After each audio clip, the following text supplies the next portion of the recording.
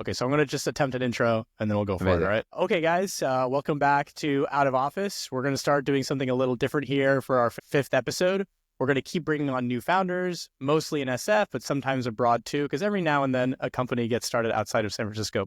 And so we are here with Drew Winget. He is the CTO of Daylight. Actually, the last time we met, he said he was a fractional CTO, so he can update us if that has changed. But yeah, if you're not familiar with the tablet, I'd actually just let Drew take it away and kind of tell you like what is Daylight? Sure. So Daylight is a company that makes a new computing ecosystem. So we're trying to kind of reinvent personal computers as a whole around human health, human flourishing. So our first step at this is a new tablet that has a new type of screen. So this screen doesn't emit any blue light and works mostly with reflected light. So you can use it outdoors. That's why it's called a Daylight computer. And because we build all the hardware, we can also control how we use the software. So we can start to build an ecosystem that is based around your goals and your health instead of around sort of attention harvesting.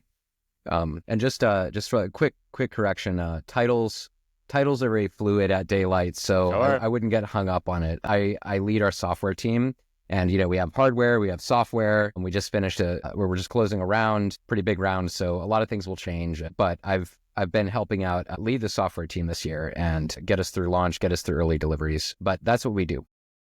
Okay, awesome. And Drew, do you happen to have a Daylight on you? If not, I do. I do. Maybe you have it at hand. Sure, yes, I do. So it is right here. This is an early unit, okay? It is pretty slim. There you go. There's a side profile. And I've seen the demo many times, so I will make sure to show off what you guys usually do. Great. I mix it up because this is what's popular on X right now. This is the Ethereum white paper, not the Very Bitcoin nice. one, okay? You scroll through, fast refresh rate, and then we'll always do, oh no, I opened Amazon. Okay, there you go. The zoom in, super crisp test. It's really fast, unlike a Kindle if anyone's used one of those. But yeah, that's a Daylight in a nutshell. And yeah, of course, you can use it outside.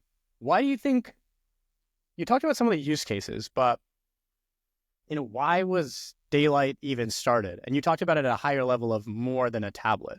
So either kind of talk us through maybe what happens next for Daylight, but honestly, why did this even happen? We have iPads, we have Kindles, right. We have iPhones, we have books.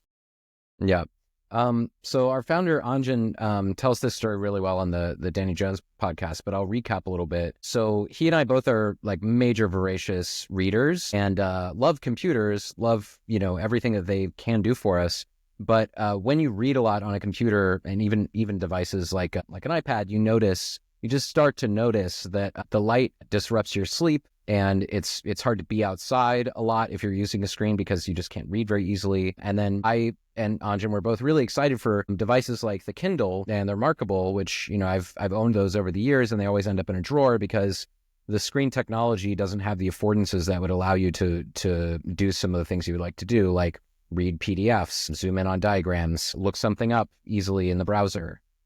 Take really, really fluid notes. So we have like a 60 to 120 frame per second screen, and the writing texture is really specific. Anjan as well is like a major note taker. I'm a major note taker. And you just want that texture of paper because it doesn't get in the way of your thinking. So all these things really can't be solved in any other way except fixing the hardware. And then at a deeper level, Anjan also tells this side of the story. You can really feel when you use apps like Instagram, TikTok, that there's a supercomputer with a lot of really smart people behind it pointing a laser at your brain to manipulate you and determine and learn about you and get you to buy stuff and get you to, reveal more information about yourself. And so it's like a palpable affront to sovereignty and health, and you feel it. You lose sleep, you just lose attention, lose time, get interrupted by notifications. So all those things kind of come together, and the only way to fix them is to really build the entire ecosystem from scratch. Because if you try to just do it on, another platform, for example, like iOS or even on Android, the incentives are kind of trap you. They trap developers of software into certain revenue models. And so we want to try to fix that. So the goal here is to almost fork off from the iOS Android paradigm as you described it. Very interesting.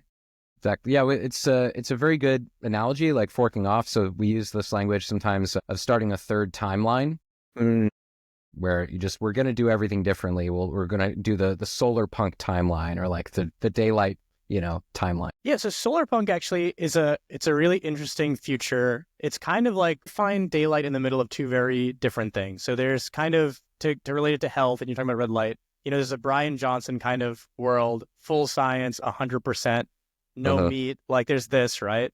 Then there's the sunning outside in the nude, eating raw eggs and beef and nothing else, right? Yes. And these are both really interesting. And actually on this side over here, it's more about like, hanging out under a tree with a book and that kind of behavior. Now, at a certain point, daylight is bringing you under a tree, but with a digital device. And so, like, how do you feel about that? Do you have fans from both camps, or does we definitely do. Yeah.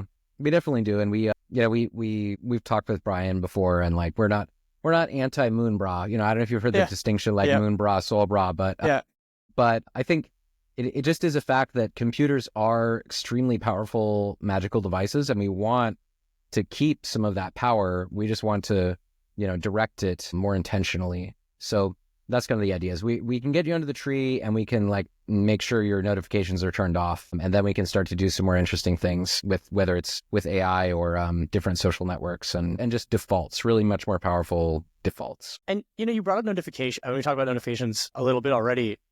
Does that mean you see people kind of going out with just a daylight tablet, just like you would just leave your phone at home to read a book and not be distracted? Or does this mean that daylight has to make a phone at some point? Yeah, it basically means both. So, right now our market contribution is a tablet. And the reason for that is just it's the right device form factor to build a business around as a first step. And we want people to be able to use it like an outdoor computer, to be able to go backpacking with it and really leave stuff at home. And if they have network, just again, make the sensible default of not having notifications interrupt you while you're reading or trying to do your deep work and deep note taking. Eventually, we do have plans to make a phone, because you need the whole thing to make a third timeline. Like you need all the devices that let you bring the software ecosystem together, and also the social ecosystem together. You need other people who just kind of share these values to be able to coordinate with them. You need something like a phone for that. And I call this instrumenting the environment. It's like instrumenting the territory, sometimes you call it. So my favorite example of this is, this will be a bit of a bombastic example, but during the French Revolution, the revolutionaries, once they seized power, actually went all over France and destroyed clocks and calendars and instituted metric clocks and metric calendars. And they had to instrument the territory with the new sort of coordinate system of social coordination. And I think we're entering a world where if you want to have sovereign communities, or you just want to be surrounded by people with your values, you need to make sure that they're on the same platform and that you collectively are in control of that platform. So that's why we've got to do a phone. We're going to do laptops. We're going to do whiteboards. We've got cool prototypes for monitors. It's about creating the entire ecosystem. Yeah, that's awesome. And I think when you think about building all these different devices, this is a very capital intensive venture, as you obviously know. Yeah. A lot of founders are kind of scared of doing hardware, but I would say there's two different things. When Daylight came out, there was a whole plethora of AI devices. That's not what Daylight is, but all these things came out, whether it was the Rabbit or, the new necklace is released every 2 months. So I don't even know the names of them anymore. But none of them seem to stick or be useful. But they did kind of symbolize that people want something else, something out of the way. There is a slight overlap of humane language and daylight language. That's not a negative thing, where it's get away from your phone, kind of live your life, which I think is interesting. Uh-huh. Then on the flip side, now, hardware seems to be super exciting again. VCs are talking about hardware, the president's, everyone's talking about hardware all of a sudden now. And so I'm kind of curious, what is that? Kind of what are the challenges of building a hardware startup? And honestly, how is it going? How are you feeling getting towards all these new milestones? Yeah, I mean, hardware was new for me when I joined, and I've definitely learned a lot. It is very hard. And especially coming from a software background, I was a software engineer for 10 years. It was one thing I really took for granted was the ability to deploy software relatively easily, relatively quickly, relatively reliably. And you just really have to do that differently when you're releasing a bunch of devices. There are real deadlines, and the testing requirements are much more rigorous. And it's so important to be able to have, you have to build your own OTA system, and I think a lot of startups die there with hardware. And if you get that wrong, it can be really, really a problem. And then also manufacturing is very hard and requires good relationships and, good norms of communication. It's natural to run into problems when you make a real thing and you need to make thousands of them really quickly and for a known price. You're bound to run into hitches, and we definitely ran into some last year. And we're grateful that our community kind of stuck with us through those, and we tried to be really conservative with timelines. I think we did better than almost any hardware startup I've heard of as far as actually hitting our delivery deadlines. But yeah, it's very hard. Things like injection molding machines just getting modified in the wrong way at the wrong time, and like it's $1,000 thing and it's broken and there's nothing you can do, and you've just got to roll your sleeves up and figure it out. And so yeah, it's very hard. Yeah, I've learned a lot this year. So. And yeah, I mean, now you're on the other side of it. I mean, in a way, the devices are out there, people have them. Kind of remind me, I know there was a wait list before. Can anyone listening just buy a Daylight right now and get it what is the time frame? Yes. So you can pre-order them now, and basically the lead times keep getting shorter and shorter. So if you pre-order one now, you should be able to get one in April, and soon that'll be 3 weeks instead of 3 months. We hope, by the summer to really get to the point where people can they buy it and they can expect it in a month or something like that. And then eventually, like buying any product, we have inventory, then we can send you one immediately. So that's where we are now. And we're sort of, going on full sale and then going off full sale and going on full sale to kind of control the batches over the next few months, but you can pre-order at any time. Okay, awesome. And are you thinking more about now, you mentioned how much faster software is. Are you in a place where you have a big enough footprint where you get to spend most of your time on like updates and improving that user experience, thinking about feedback? And versus how much time do you kind of spend about thinking this better, more final future devices, kind of stuff like that? Because I imagine they're different bodies of work. Yeah, they are. You kind of have different tracks. You need sort of the safety-minded track of a reliability-minded track where you're fixing bugs and you're just kind of making sure the software is stable as you add stuff. And it's definitely a different mindset. And then we have kind of an R&D track where we're really finally sinking our teeth into the new experiences we want to provide. So we have plans, and we'll be tweeting more about this in the coming weeks and months, but we're rewriting the kind of main user-facing experience to be our sole OS 1.0 in the coming months. And I'm excited for that because that's going to let us do some of the really subtle things that are only possible when you're also making the hardware. So like collaboration between first-party apps and third-party apps, kind of being able to show and abbreviate activity that you're doing in your reader or on Kindle and make that accessible on the home screen, kind of have different behaviors of the home screen depending on time of day or like the type of attention that you want to have during that in that location or that time of day. So yeah, both of those are happening now, but we are now finally able to direct a lot more energy toward the new integrated features we've been hoping to develop for a long time. Okay, awesome. And with that, do you think you're kind of forging a new path? You call it a third timeline here. Do you learn from previous failures of trying to bring up new OSs and stuff like that? Because it's pretty hard for me to pick an example of new consumer hardware with a new OS that kind of, gets to the scale it has to be a sustainable business. Honestly, the last general purpose OS I feel like I used that wasn't one of the major ones was WebOS. I actually tweeted a thread about a bunch of old phones I had. And it was really cool, but they obviously didn't get all the way there. Yeah. But they could have. It was interesting, good team, and they definitely could have. So I'm curious, were there any lessons from there? Are there any things you see, or do you think, you'll just have to be the first? Not the first, obviously, Apple and Android were there before, but it's been a long time. Sure. Yeah, I think first of all, I think our timing is right for this. I think that's really important. So with WebOS, for example, I think there just weren't enough people at that point, using and developers on the web platform to be shipping to those devices. Now I feel like the time is ripe and there's so many more developers that want this level of control. So that's maybe a superstition where I think it makes it easier for us. But as far as learning, I think what's important is like striking the balance between people being able to ship software and, users having a coherent experience. And one of the problems with the web platform generally is like it's so flexible. And so we want to kind of ease into a way for people to develop within the design language. Like the human interface guidelines are a great example at Apple, where there are enough guidelines, there are guardrails that you can do something that is going to be intelligible by general users. Also, another thing we've learned is like these devices get really locked down and then you can't use them anymore. And so one thing we're emphasizing to also learn from the community with is the Daylight Hacker Wiki. So we're letting people like root the devices, and we'll help them do that and get to discover what people want to build with them that they couldn't build with, an Apple device or a Palm Pilot. Yep. What are things that have come up kind of maybe from users that have made their way, into the software for everybody else? If you could share.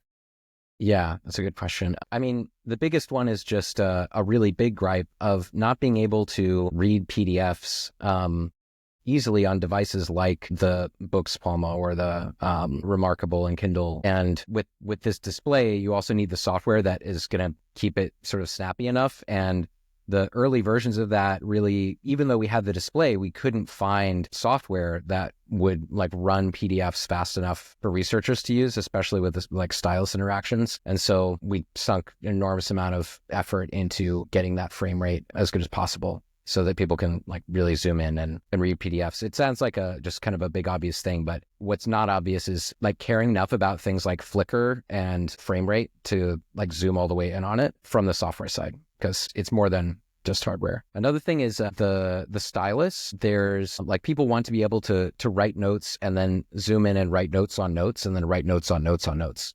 And an aspect of that we haven't fully shipped yet that we're getting to this year is when you do all of that, you also want that on all your other platforms. And so that should be transcribed and organized. And then that would let you like surface those notes in other contexts. So that's one that's been requested pretty much every time I've demoed the tablet. And so we're devoting a lot of effort to that one this year. Okay, cool. Yeah. A quick question. So it sounds like that this third timeline is all about creating a new app ecosystem and really changing the way people, I think, interact with computers and tablets. Is maybe explicit in that is the existing timelines of today. We want to abandon those, I would imagine, or that's the goal, right? Are there ways you can save those timelines? Can you make Apple work? Can you make it less annoying and daylight compatible? I'm curious if you guys have thought of that, or why you've really jumped to this third timeline. Yeah, I think forking off is a good analogy, as you put it, because like implies the continued existence of the other timelines and the ability to like merge across them where it's appropriate. We just cherry pick specific commits. And we've kind of done that because there is going to be a transitionary period. Anytime you want to like re-engineer something in a big way, you have to actually get there. So in the meantime, for example, we have companion apps on, for your laptop, for your browser, for your phone, so you can send items and like manage items, to show up on your tablet. So the way we kind of think of it is that the tablet is the DC-1 is kind of like a sacred space where you can send the things you really want to read deeply, and this separates browsing and reading. And that's been huge for me, just my personal workflow, where it's so easy in the current timeline to confuse whether you're browsing or reading, and you end up kind of not doing a lot of reading. So by accepting the things that that the existing devices do really well, like, browsing, they're really quick. You can change contexts and, maintain lots of context when you have a keyboard and a large screen. And, color is important, for like surveying the field and like picking things out. And that's fine. That's great. But then you can, capture things and then have your coffee in the morning and like just read the long form stuff that you want to be reading, that you're always going to get distracted from if you're reading Substack on your on Safari on your Mac. Yeah, so yeah, there will be a lot of cherry picking and merging, and it's not like you can't completely abandon them. Yeah, got it. It's funny you mentioned the kind of distractions of the browser, because the more and more I thought about daylight, it's like I kind of, you're buying an expensive device. You want to do everything. Like you mentioned, when you have a web browser, it kind of gives you this escape hatch where you can still do everything. So you feel maybe better about buying the device or better about leaving with just the device on you.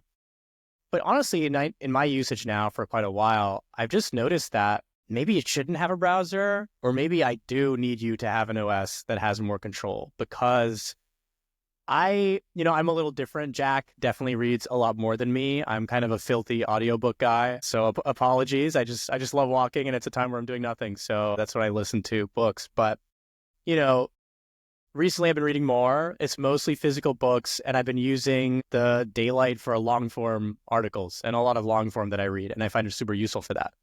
And it's kind of hard because I need the browser to go get that. It's the easiest. I don't want to like add a routine to my day of going on my Mac, printing an article, emailing it to daylight. You know what I mean? Like it's kind of a weird, annoying thing. And so it's great on the daylight. I can just go to the website and read it. But then it's like, okay, I'm reading, and then, I'm a couple pages in, the brain is hardwired, at least for me, when I'm looking at a screen to go do something else, open a new tab, go to x.com, an hour is gone.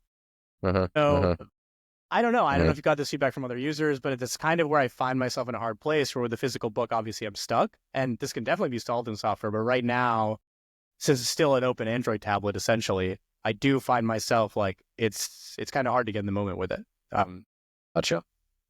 Yeah, we've heard a couple things about this. So one of them is that the fact that the screen is monochrome and not emitting light kind of changes the subjective experience of consuming the content. And a lot of people have said they try to read Twitter on it, but just sort of lose interest. And, just text feels more like a first-class citizen when everything is kind of has the same light quality. But to your point, we do have plans to kind of make it be more opinionated, basically. So we have a feature coming up later this year called Spaces, where you can do sort of an Odysseus pact. I don't know if you're familiar with this concept, but Cory Doctorow talks about this a lot. It's this idea that, like Odysseus trying to protect his sailors and himself from like crashing into the rocks when the siren sings, he ties himself to the mast of his ship and puts earwax in his ears ahead of time because he knows he's going to like go through this narrow pass where these, enchantresses are going to try to like cause the ship to shipwreck on the rocks. And he knows that. So he makes this pact with himself ahead of time. And what Spaces will let us do is basically declare if I'm in my house and it's after 6 p.m., then I simply like all the defaults on the tablet are for that mind space, for that like, state of mind. And, if I am outside of the house and it's daytime, then, the browser is just inaccessible, right? Or whatever. And we want users to configure that, but we're also experimenting these headspaces, these minds, these states of mind that are reproducible and have guardrails around them. So that's one of the ways that we're handling it. Another deeper question and longer term question is when we truly go when we go one layer deeper than modifying Android, there's simply no reason not to completely rewrite certainly all the user land of an operating system. It's what Apple's done. It's what Google's done. Huawei also has their own from scratch operating system. And when we do that, we can make a lot more choices of that kind as well. And it's all about how you want to kind of design the physics of the system, right? Like one thing I really love doing is leaving the house without my phone, and I have my tablet. And all the defaults or my notifications are off and my browser's not on my home screen. And it feels like I have a book, But I'm curious, if you tried any little tricks for hiding the browser, if you maybe removed it from the home screen or something like that. Yeah, it's hard. I mean, this kind of leads me into something else I was bringing up. I mean, before I get there, I will the 2 cents I'll give you on these different headspaces. Apple has these, do not disturb, work, personal. It's kind of insane. I don't know if you've tried to use it, but it's like very random. It's a pretty bad feature in my opinion, but I would push you to be as opinionated as possible, because if you've updated any of your iOS devices lately, they have a reduce interruptions mode. I think it's the only good AI feature they released. I mean, they purport that it uses AI. Everything else is pretty bad, but I just leave it on. It's supposed to be like, oh, put it on for an hour when you don't want interruptions. I just leave it on all day, every day. I have a breakthrough for my nanny and my wife. And other than that, it's just like, I just let Siri, just let Siri take the wheel, and it works pretty well. I barely get distracted. somehow it knows like this random email is important or a DoorDash order is important. And so, yeah, I would definitely recommend just being as opinionated as possible and just letting users try it, give you feedback. Yeah, for sure. I think one thing I'll say about that is like I think what we're trying to do differently is rather than layer these things on top, like flip it so the default is, do not disturb, and you can kind of add little ways for people to pierce through if they're really important. But yeah, it's it will take a lot of like feedback and tweaking, because I know the annoyance of these features. Like they just won't tell you your Uber is coming or something like that. Yep, for sure. Yeah, as far as, you were mentioning ways to mitigate this, it's pretty tough. It makes me think about just kind of how much of it software, people kind of fighting for our attention, and how much is it just willpower. So, we have a device at home called a brick. I don't know if either of you guys have heard of it. Yeah. But it's like a rectangle. It's a magnet with an NFC chip in it. Pretty simple. You put it on your fridge or wherever, and you can just tap it, and then it just blocks access to all the apps you want it to block access to, and you can't undo it without physically getting up and going and do it. It works pretty well. I mean, if you wanted to use Twitter for no reason, like there wasn't an actual reason to use it, you're not going to get up to go doom scroll. So I think it's kind of effective, but I found, if you want to waste time, you'll waste it. Like for me, it's more about like just figuring out and like accepting that these things are all like fighting for my time, and I just need to deprogram myself. I don't know if either of you have that experience, but I just found that no matter what a device does or what I have around the house, like it really just comes from within. Yeah, I know do not disturb mode does not work for me or anybody I know. As soon as you want to go on Twitter, somehow you're, 5 minutes later, you're on Twitter. At least that's my experience. But what I will say, and I really align with what Karthik was saying, if you can be really opinionated, it's what where when if you move apartments, you almost get a reset on other parts of your life, because the processes in your life are different, or the routine. When people move over to your tablet and you create that experience and make it enforceable.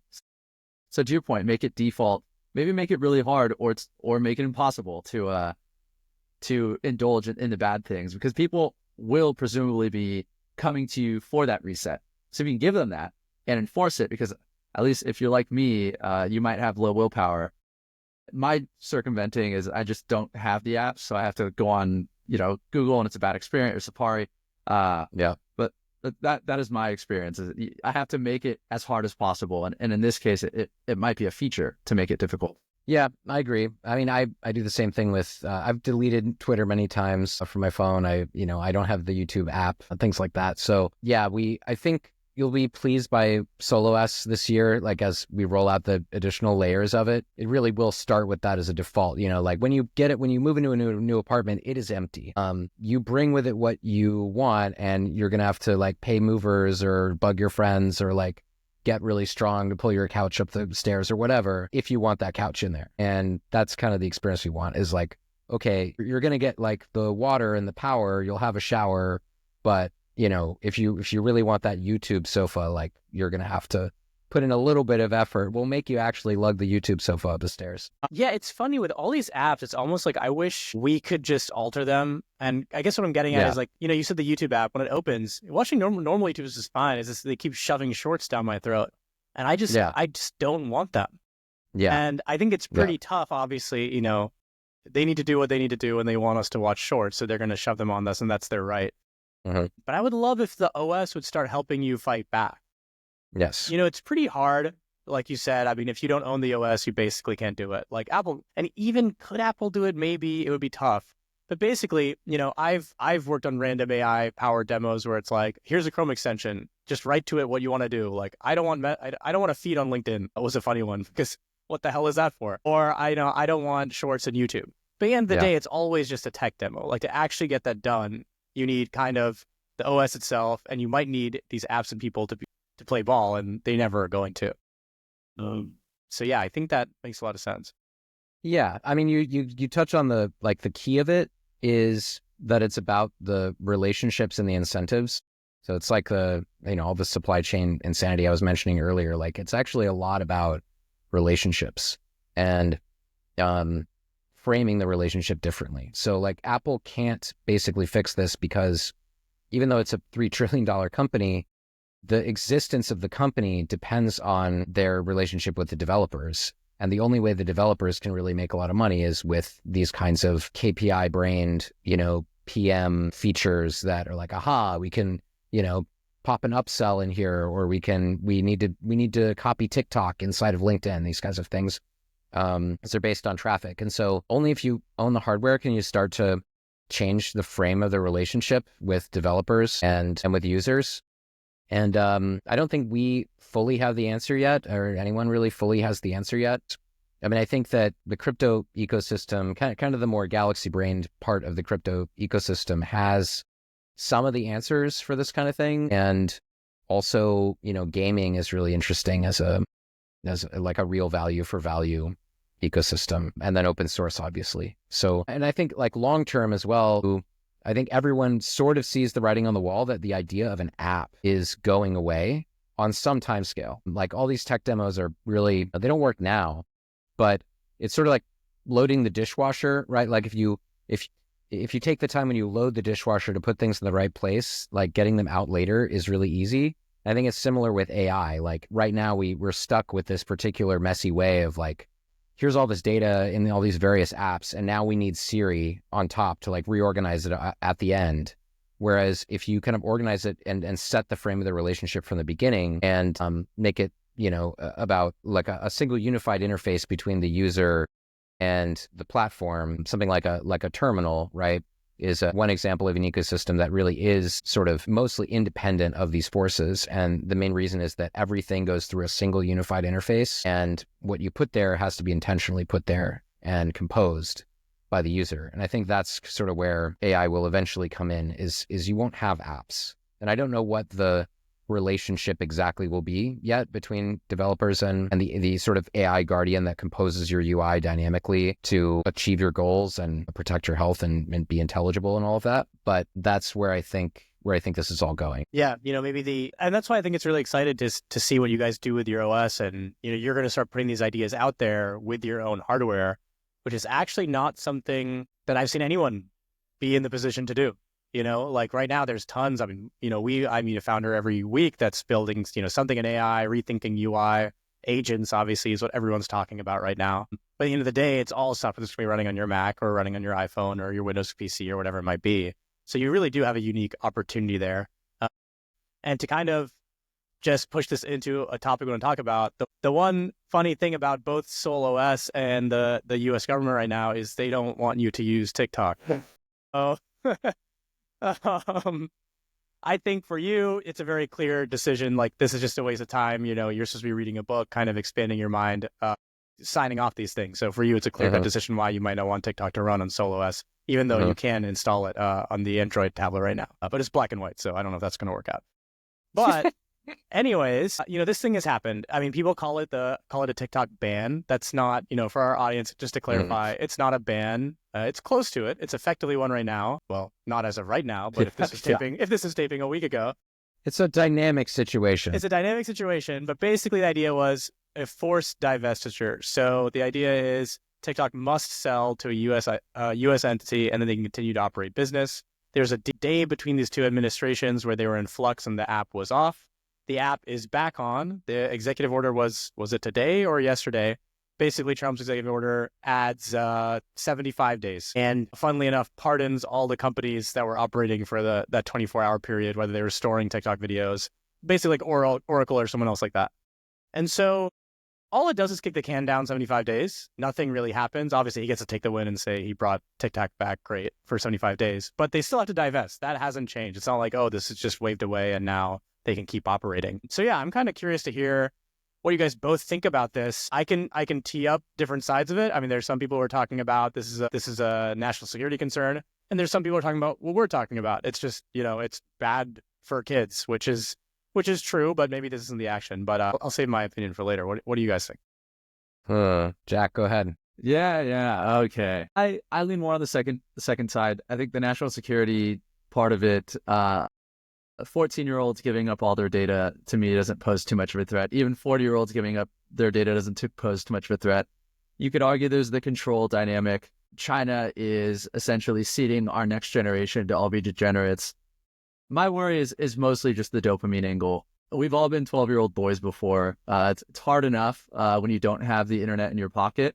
I think it looks like we're all 30 here. I don't know how old you are, Drew. But Close yeah, enough.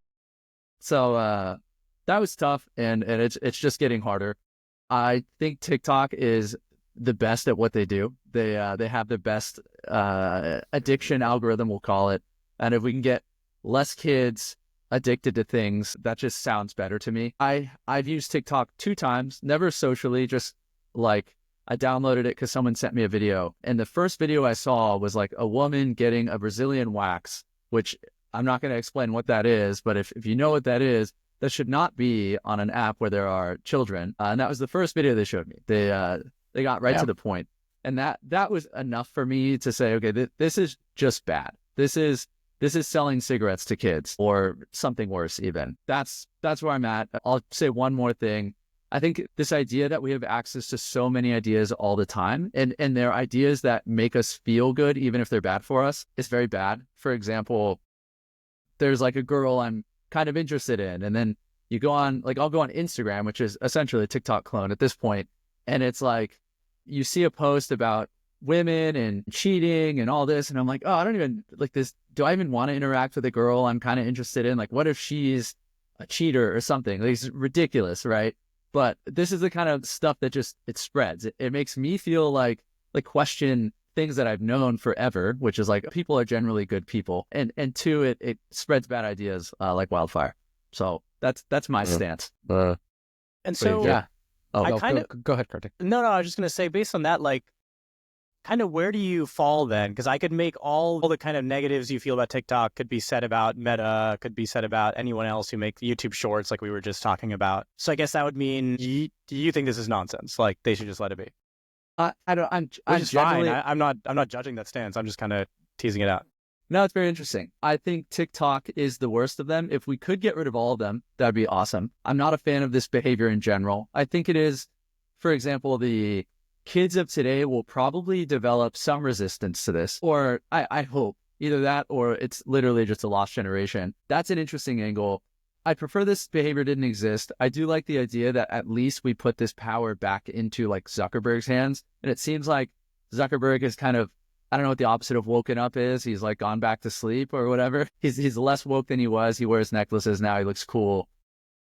I'd rather him call some of the shots on what the youth of our country is consuming. But yeah, I don't know. I guess I prefer it didn't exist, but it seems like maybe the generation will be fine anyway. Yeah, I totally agree with you on the dopamine angle. I think there's so many like hats you can wear when you react to a situation. And one of the hats you can wear that I feel like is becoming easier to talk about is the hat of like a participant in a specific territory. And I think this notion of territory is becoming more relevant where it is possible to live your life such that there are limits to how much you care about certain things, right? And you're allowed now to have an opinion about like who you care about and who maybe you care less about, right? And I think for a lot of people, that's where these reactions come from is like, I care about myself, my family, my friends, my community, my like professional, environment, like the people who read and write the same things I do and so on. There's like this weird kinship, that spreads out and you want to protect that. And that's okay. And I feel like it's becoming more okay to try to do that. And so from that perspective, I'm not a national security expert, but it does feel sort of arbitrary to me to just choose TikTok. I don't know if you were following, but a lot of TikTok users just immediately downloaded a much more Chinese app, right? And then discovered the limits of discourse on that app as well. And it's for me, it's this tension. I have the bias of really wanting to remain a free spirit or like a free thinker on these things. And like, to me, it's just sort of interesting to observe that there's this unresolved tension from the 90s, like internet utopians of predicting a liquid mode of humanity, right? Where just national borders dissolve immediately and like everyone can talk to everyone over any platform and there will be no boundaries, psychic or physical, and this will have massive, political effects. And the fact that there is a pendulum swing against that and that continues to happen. And at some point, perhaps we'll reach a somewhat more stable equilibrium. But just watching that play out, and the dynamics are just less predictable than I think anyone thought, even in terms of feeling. Like, I think if you talked to me 10 years ago, I was like really into, information must be free. And remember going to like distributed web conferences before Ethereum was even invented, and wanting to like fix these sort of original sins of the internet, like lack of payments, lack of content addressing, like the fact that user accounts have to depend on a monopoly, that DNS is not actually distributed, like trying to fix in this really deep way the underlying things that would unlock a liquid mode of existence for humanity. And we're discovering that like actually we do kind of want structure sometimes. So that's what I think of it as. Like, I guess for me, my family, my friends, my like professional colleagues and so on, I want the ability to decide what boundaries I want. And I do live in the United States, and I'm a citizen of the US, and whether I like it or not, like my security is delegated to these people who have decided that TikTok is a threat. And it does seem arbitrary. And I don't think they necessarily know best, but it will be interesting to see what happens. Honestly, my real take on it, or what I think is actually true about the kerfuffles and hullabaloo is that it's just yet another political, game piece. Yeah. Right. I think it was fascinating to see that Trump suddenly is like now the savior of TikTok. Right. What? How can you pull that off? How can you pull that off? And he gets to like feed on that political energy now. So Yep. I don't know. It's a ball. It's a game ball. Yeah, it's really odd because it's one of those few things where it was just kind of like a bipartisan landslide, and you don't see that really often anymore, where everyone's just like, we should ban it. Supreme Court unanimous decision. When have you heard of that? Like, let's ban it. Yeah. And so it makes you, then you kind of, the mind wanders. It's like, oh, what do they know that we don't know? Which I think that's an easy thing to say, but then it's kind of bullshit too if no one eventually tells us what the secret thing is they know. And so I think it's hard. I mean, I can hear the security angle maybe. I mean, we did a similar thing with Huawei, right, on the hardware side, where they can't deploy anything here. So if you feel the same way about software, then here we are. But I kind of fall where you were, Drew, where you're talking about like everything should just be free. It's like a free and open internet is something I really believe in. Mm-hmm. And I think a lot of people talk about it as as kind of like a trade deal too, right? Like there's no Facebook over there. There's no Google over there. But why should we, I'm of the belief that America is the greatest country on earth. And if we do some things that are different than other countries, maybe that's a good, you know what I mean? Like, I don't know if we should be so fast to emulate, especially in this case, places we don't like. Why should we just start banning apps too? It doesn't feel like something we should be doing or have done before, at least on the software side. Of course, I just there's hardware exceptions. Yeah, I think this concept of territory and instrumentation comes in, right? Like if you think of for example, like the Mossad operation with the pagers and phones, right? Like if we're having our, territory instrumented, maybe that's bad. But at the same time, there's, I guess from the freedom perspective, like why haven't we just outcompeted it? Right. And that's kind of what I think about at Daylight as well, is like, it's simply not enough to ban something or like use some kind of orthogonal power move to try to force something to not be used. You actually have to fully outcompete it, right? Like you have to beat it on its own terms. And so like, why is it that, Zuckerberg can't just like make something that's better than TikTok on its own terms and also just better for kids and, like just, I don't know, put up or shut up, basically. Yeah. Yeah, for sure.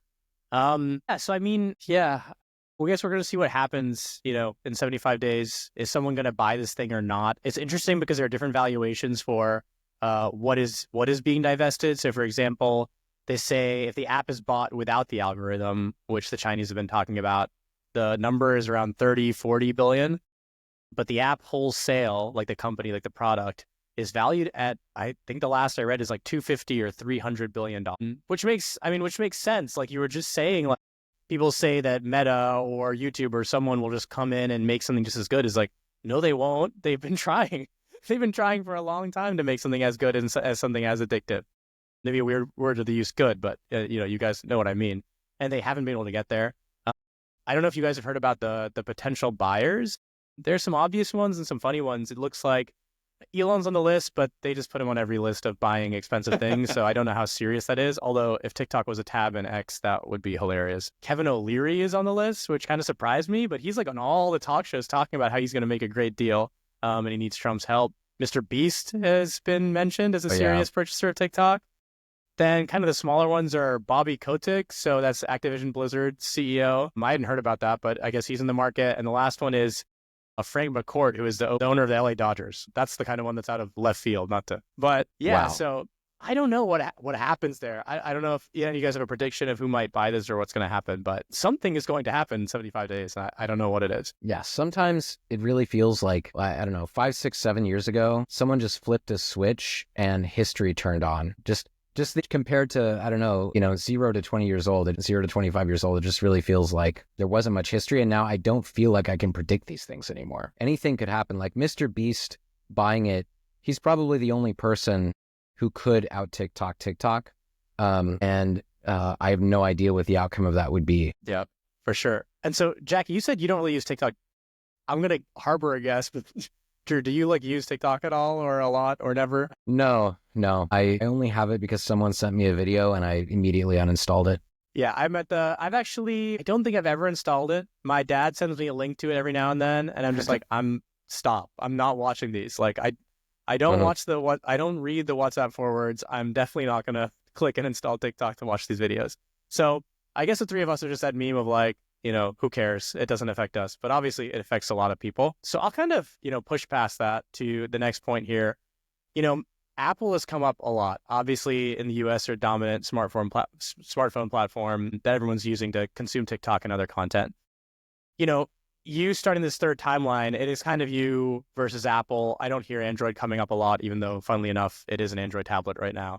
I've heard of Daylight as being kind of maybe a non-woke Apple, which is kind of a funny thing to hear when Daylight, because that would make you think, oh, is this crazy, like macho, masculine, metal thing, which it's not either, which is totally fine. Yeah. And actually, Daylight is a B Corp, right? And so it's kind of that funny mix. Maybe it is a solar punk idea, but kind of, thinking of that idea of being a non-woke Apple, or what does that even mean? Yeah, I don't know if we explicitly market ourselves that way, but I think what we are, like, it is there. There is that is one of our genes, I guess. And the way I put it is there needs to be a new synthesis, and people need to be able to be themselves fully and not like have a random computer company decide, for example, which apps are okay and which are not, right? If they are going to install apps and truly have them banned, right? So not just giving people control, but actually banning them. So a good example is, certain Bitcoin wallets, right, have just been completely banned, messaging apps completely banned from the App Store and from the Google Play Store, and there's no recourse, right? And so we want to give people the ability to actually own their devices. And again, with the Daylight Hacker Wiki, like we want to give people the actual tools to hack it even like more deeply than we do, install their own OSs and so on. So yeah, I think, but what it means is basically that rather than having a stance on what people are allowed to do, we just want to create sensible defaults around something that's a bit more universal and flexible, right? So health, including psychological health, and also trying to like respond when people say they want something versus not. I think one thing that Apple does, for example, they put this great emphasis on privacy, but they're a very locked down platform that doesn't allow you to introspect anything that they do. And so there's a bit of duplicity there. I think insofar as Apple is woke, it's kind of, a patronizing sort of woke, right? Or or you could say like a matronizing. It's like inclusive in the way that woke people use inclusive to mean not inclusive.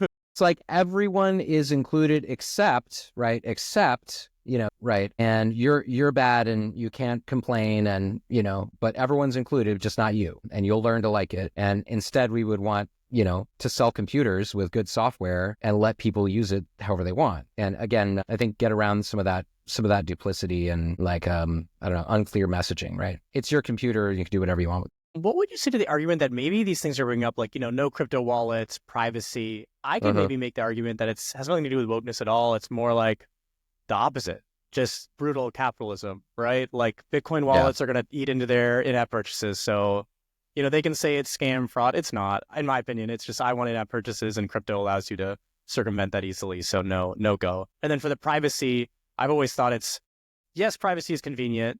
I don't think most people care about it.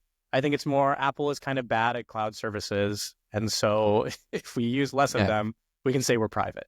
And so it's maybe just good business decisions. I don't know what your guys' reaction is to that.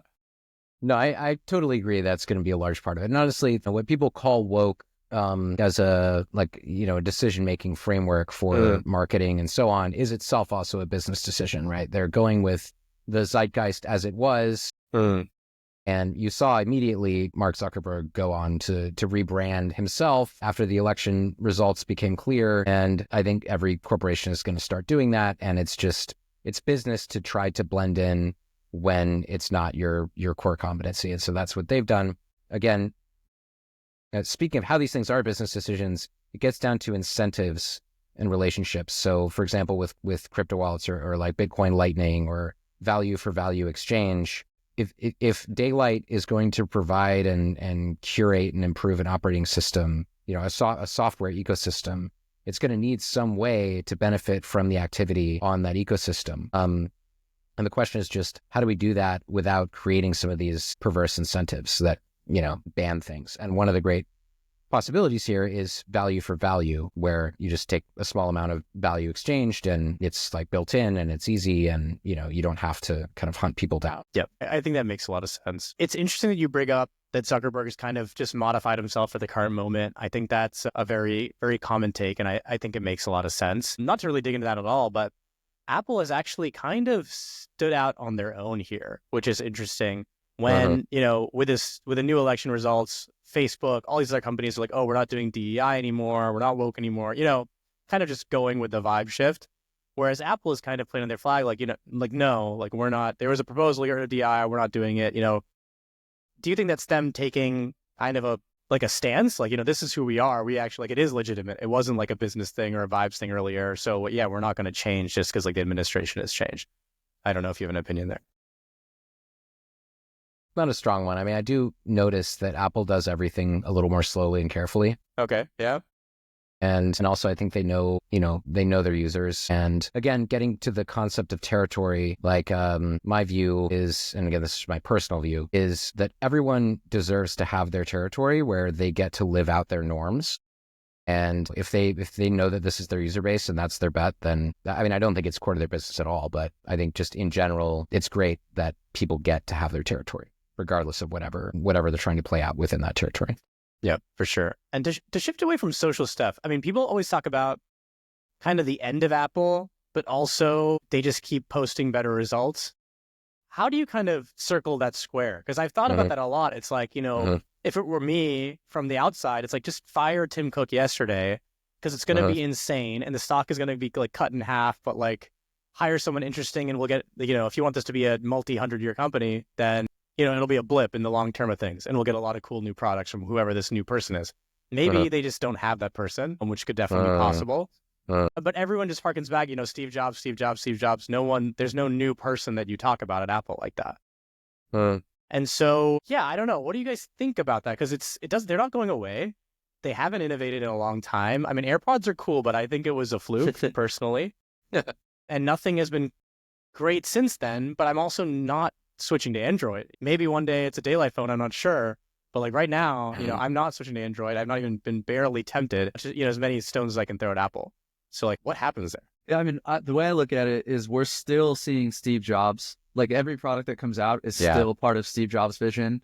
If that ever runs out, I think that company dies pretty quickly. I'll say one thing about the DEI point. I know this is going to get political, whatever, I'm going to do it. I know 6 people that work at Apple, and all of them are marginalized groups. I don't know any just what you would call just normal American, whatever, heteronormative, cisgender, whatever, that work at Apple. So very interesting. I could see it being possible, and I'm sure you guys know people that do work at Apple that fit that bill, but that company may just be fully captured by that group, and they have so much of this momentum from Steve Jobs that it just doesn't matter. They can probably coast for another 10 years before they have to actually think about this. That's my thinking. I'm going to buy their products because my parents got me an iPhone 15 years ago, and it's just been natural to end up with the AirPods and the watch that pairs with it well, and in the MacBook, which everybody uses now. That's my stance. I don't think they do anything too interesting. I think Steve Jobs was just that good. I don't think there's much talent over there anymore. I could see that. At least. Interesting. I mean, minor pushback in the first part is I know other people that work there. Sure, So of course. I'll just throw that out there as an immediate thing. Yeah, of course. And also, like, this is like that we're like on iPad 15 or something. You know what I mean? So like we are, I don't think any social issue, is to blame here because all of them have come and gone, since Steve Jobs has been gone and since these products have just matured to a point where, I don't know, even I love new tech. I just told you guys I bought a Humane, but I haven't bought the latest iPhone. So that is like a shift. I would typically always just buy at least the newest iPhone, if not an iPad or anything else. But yeah, I mean, you're building a space, Drew. What do you think about the future of Apple? Yeah, I mean, I'll tell you a very short anecdote, which is that I did buy a new MacBook to develop on, and that's a fact. However, when I opened the box, the power brick was white and the cord was black. Okay. Now that would never have been allowed to happen, right? Under Steve Jobs. It looks ridiculous, but this was allowed to happen. And I kind of agree with Jack that if you look back at the history of, the personal computer, there's a great book called What the Dormouse Said, which kind of tells the sociology of the personal computer, and it goes back extremely far. I mean, back, even to the 1930s. Most of these form factors were invented and even prototyped to pretty high fidelity in the 60s and early 70s at Stanford, SRI, and at Xerox PARC, and they even had they made it a basic form of an iPad. If you look at the Alto computer, it is 30, 40 years ahead of time, and if you listen to talks by Alan Kay about this, or you talk to Alan Kay about this, and we have, like, one of the things he will always say is that they time traveled by just spending the money, right? And to your point, Jack, like, why isn't Apple doing that internally? Or if they are, why is it taking so long? Because Xerox PARC was like a comparatively small budget operation that only ran for like 5 to 10 years, really at a high temperature. And Apple's, been pouring tens of billions for like 20 years. So why is it that it's taking so long if there is any new form factor to be discovered? I think it also touches on like this notion of a great stagnation that's for some reason in 1971, everything just stopped getting better. And we've just been running on fumes since then. So yeah, I'm excited by getting to kind of start over. And one of our biggest inspirations, besides just going back in time and like thinking through Alan Kay's ideas and, how he would fork off in the 80s or the 90s or whatever. And even things that Steve Jobs talked about in the 80s and 90s that never came to fruition or only just now starting to come to fruition. Like he talked about, for example, a software version of Aristotle, right? An aristocratic tutor that could teach children, answer their questions. Like he was suspecting they'd build something like that by 1990 or so. And you can go back and see these advertisements or these like vision quasi-documentaries that Apple released about like the knowledge navigator and these kind of personal computing interactions built around agents. And everyone was talking about agents in the early 90s. And all that is just now starting to be reconsidered.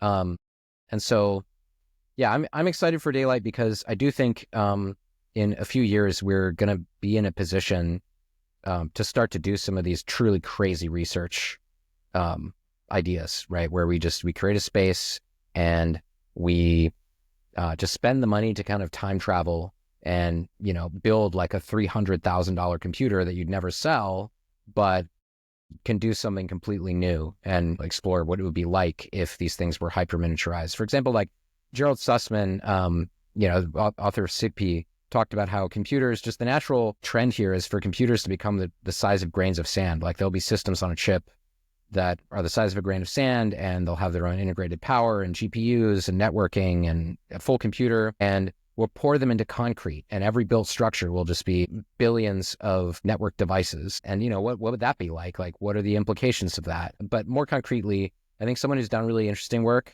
in this area is Bret, who did work at Apple for a long time. And if you read his essays, you'll see he was often very dissatisfied there, felt like kind of hamstrung by not getting to invent the kind of things that he would like to. And if people want to read about this, Dynamicland is kind of one of the more recent laboratories of this new kind of way of interacting with computers, which has more to do with rooms and objects and sort of things automatically working together. So like along those lines, one of the things that I don't see coming out of Apple at all is this distinction we talk about a lot internally at Daylight, which is like food court versus kitchen, right? So it's like everything that Apple does is kind of like a food court, right?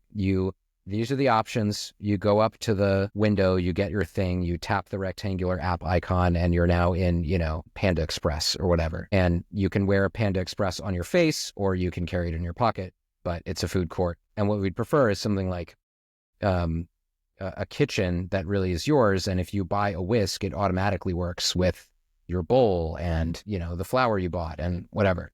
And so I think something like Bret Victor's Dynamicland and sort of like Dynamic OS is an interesting way forward. But yeah, I think that power brick being a different color really is kind of the canary in the coal mine. Like if they, in terms of as a business, they've obviously got plenty of time, plenty of resources, but as a spiritual gesture, it does feel like the wind is coming out.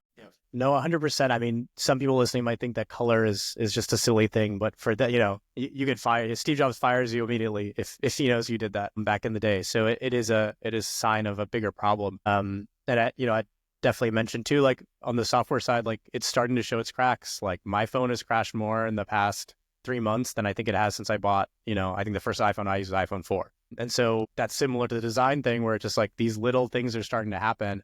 And yeah, I mean, they have the money, they have the time to fail for a long time and to get their shit together. And so like, hopefully that happens. I'm also going to definitely make sure to add every link to the things Drew has brought up to the show notes. I've always appreciated you, Drew, but bring kind of a historic angle, bring learning Sure. from the past.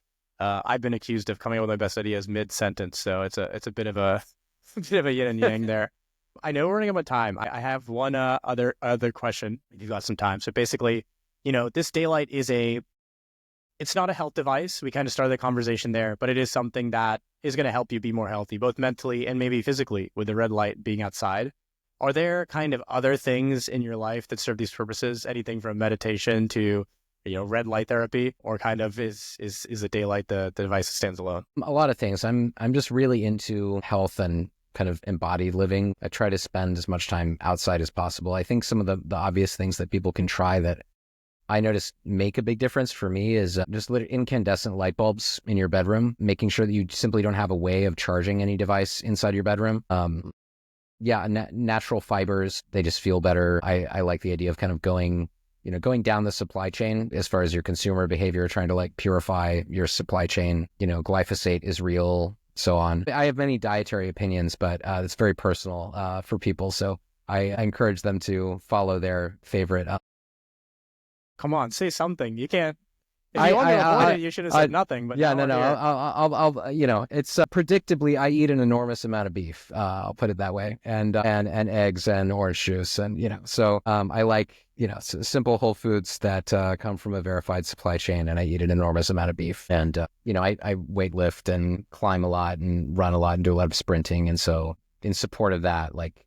Bedtimes. I feel like a lot of things that you can buy are really kind of like that moment in Indiana Jones when he is like about to grab the like golden statuette, and like put a bag of sand in its place. And really it's about like putting a pause in your life and your habits. And if you can get that pause, then you can think about, okay, how do I just make a tiny intervention, to this 1% change away from something that is just like setting off a behavior that has results I don't like. I think, huge ones are light quality and not having any way to charge any device in your bed. So, yeah.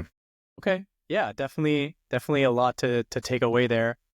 I do want to leave one note for any kind of, founder or someone out there who wants to get into hardware. I think you are in a unique position to give some advice here since, you have a background in software, came to this very hot hardware company. And kind of building in that space. A lot of people are scared to go do that or make that leap. Like, I don't do hardware. I can't do hardware. If that's where they are in their head, but they have an idea, what would you maybe tell them? Yeah, I would say get in touch with people who are just doing it. Like I'll just repeat the old refrain. You can just do things. Like just start and ask questions and be comfortable looking stupid or asking stupid questions. And if you see someone doing something cool, like try to get in touch with them and ask them how you can help. I think like Twitter plus Discord is great for this kind of thing because you can really get in with a scene, right? So like one of the first things I ever did when I also don't have a degree in computer science. Like I got into software basically through hacker spaces and through trying to start businesses in college. And one of the first things I did when I moved to San Francisco was just start going to Noisebridge and, later Pseudo Room and places like this. And I think it's important to be around people who are doing the things you want to do and ask them questions and just be okay being a beginner when you are a beginner. Like don't get freaked out. Don't make things bigger than they are, and you will find a way. So yeah, that's what I would say. Also, AI is so good right now, and on the Daylight, you can sideload apps. So if you wanted to like make an Android app and try it on the Daylight, you can ask an AI to help you or get in touch with us, and we might help you too. Go to the Daylight Hacker Wiki. Okay, there you have it. Thank you so much, Drew, for spending this time with us, and I hope people DM each other and start building hardware just like you guys are at Daylight. Yeah, me too. All right. Thanks so much, Kartik. Yep. Great to meet you, Jack. Thanks, Drew. See ya. See ya.